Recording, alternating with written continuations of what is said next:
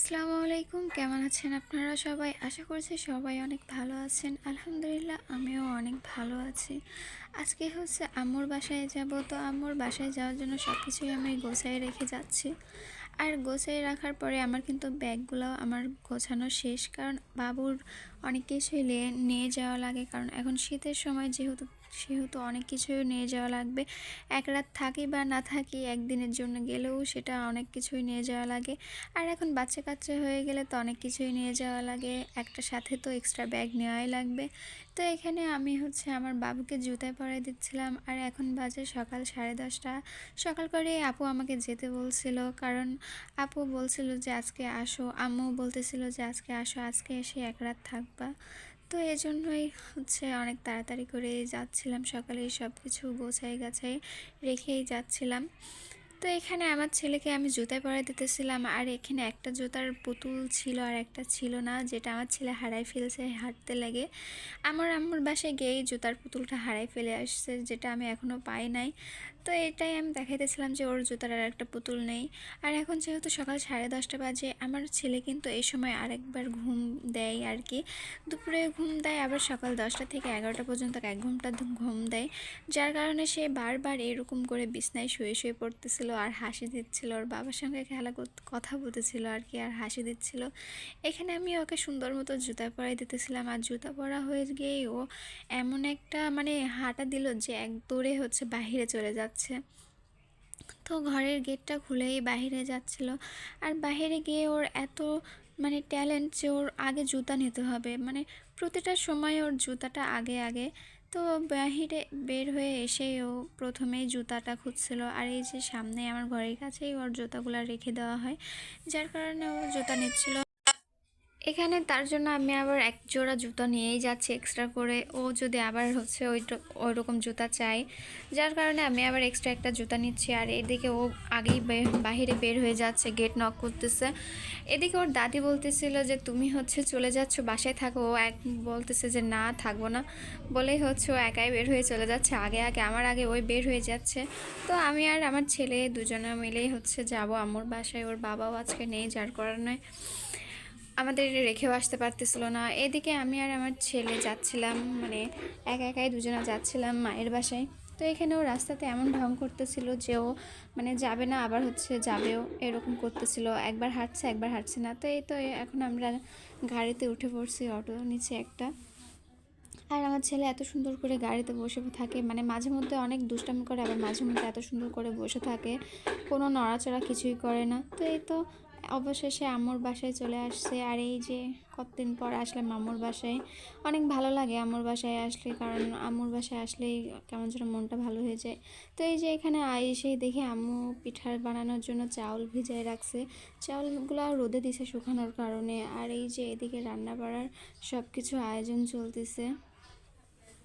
আম্মু ছোটোখাটো করেই হচ্ছে পিঠার আয়োজন করছে, তেমন একটা আয়োজন করি নাই, যার কারণ হচ্ছে আব্বু বাসায় নেয়, এই জন্যই হচ্ছে সেরকম আয়োজন করি নাই।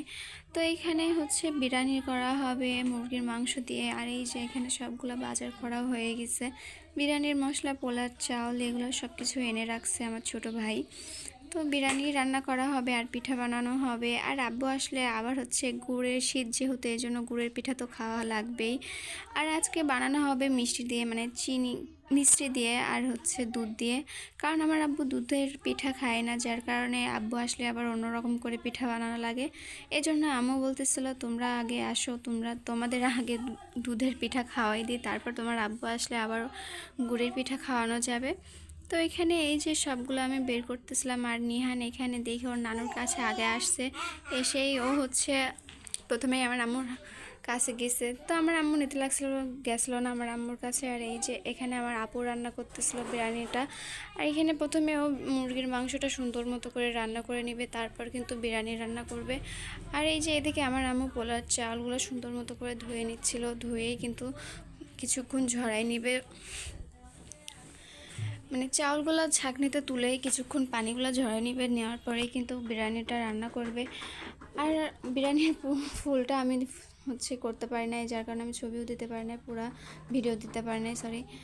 এদিকে আজকে এতটা পরিমাণ আমার আম্মুর বাসায় এসে দেখি এতটা পরিমাণে শীত যা বলার মতো না। এখন কিন্তু বাজে দুপুর 1টা, আর এতটা পরিমাণ বাতাস টানতেছিল যে আমি মানে শীতে একদম ঠান্ডা হয়ে যাচ্ছিলাম, বাতাসেই ঠান্ডা হয়ে যাচ্ছিলাম। আর এই যে এদিকে মুরগির মাংসটা কষানো প্রায় শেষের দিক, মুরগির মাংস কষানো হয়ে গেলেই কিন্তু চাউল দিয়ে দিবে।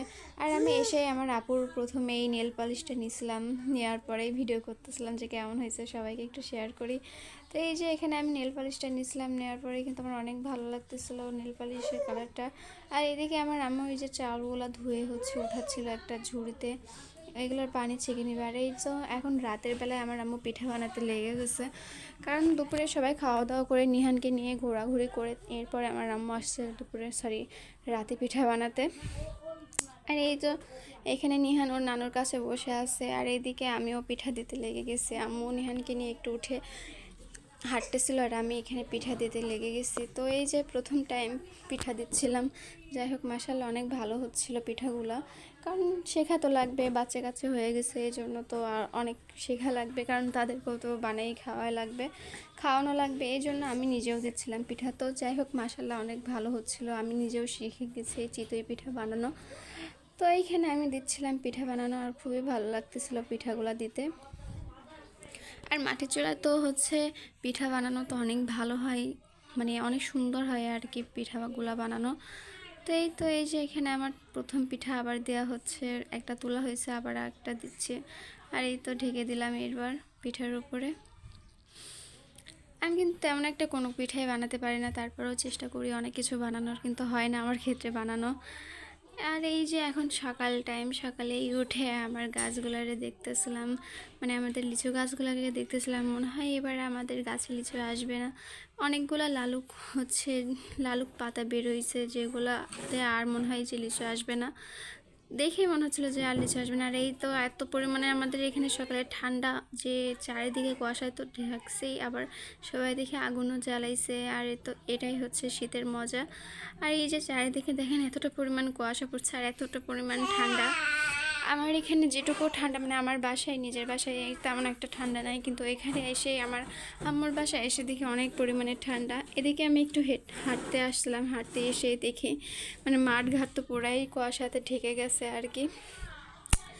তো এই তো সিমের গাছ টাছ দেখি সবার উপরে শিশির পড়ে গেছে আর কি, সুন্দর লাগতেছিল দেখতে। আজকের ভিডিওটা এই পর্যন্ত, কি সবাই ভালো থাকবেন, সুস্থ থাকবেন, আল্লাহ হাফেজ।